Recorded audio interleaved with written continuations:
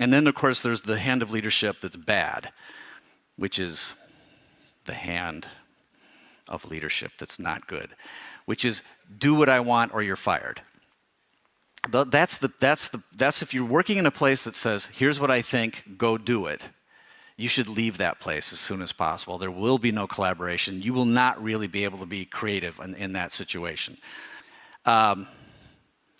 If you absorb the hand of leadership, great. If you don't worry about it. I have a whole other metaphor I'm going to just spring on you right now. Be nice to the goose. So just to remind you what the original story is, there was a goose, just a normal goose. By the way, not a golden goose. When people say the golden goose, it's wrong. It's just a regular goose. There's nothing about this goose that makes you know he's going to lay a golden egg. But this goose did lay a golden egg for the farmer and his wife, and they were really thrilled. They got the golden egg, and they cashed it in, and then they got greedy, of course, and they decided, let's carve into this goose and grab all the other golden eggs that are already in there. And they opened up the goose. There was no other golden eggs, and this is what ended up happening. So the moral of the story is all this: greed destroys the source of good. Think before you act. Those who want too much lose everything.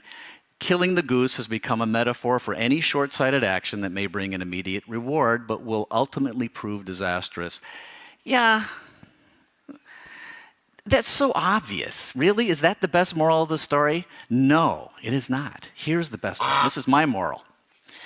Don't mistake the golden egg for the goose that laid it. So this happens way more often than you might think. And here's how you can tell the goose from the golden egg. The goose is organic, it's alive. The golden egg is inorganic, never lived, doesn't have a chance of ever living. So if you end up being nice to the golden egg, it's sort of like turtle wax. You have that over here, right? Okay. It's sort of like it's like polishing a golden egg and expecting that you're going to get more golden eggs by doing that. And really all you get is a really shiny egg. You don't get more golden eggs. And I'm going to keep stretching this metaphor until you go nuts.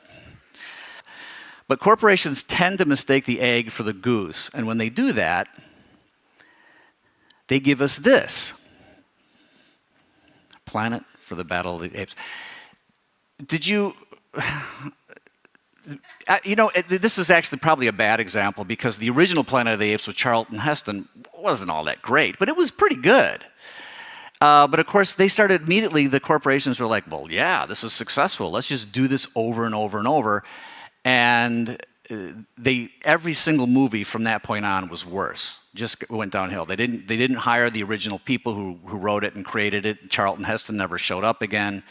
It just went down until it turned into this thing, which was just horrible.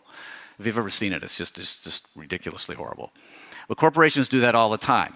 The reason it's so obvious that no one actually, that killing the golden goose is like, well, of course no one wants to kill the goose. That's just so obvious. But people don't want to kill the goose, but I'm telling you, they don't have a problem kicking it in the stomach. And a goose that's been kicked in the stomach doesn't want to lay any more eggs, doesn't want to get out of bed.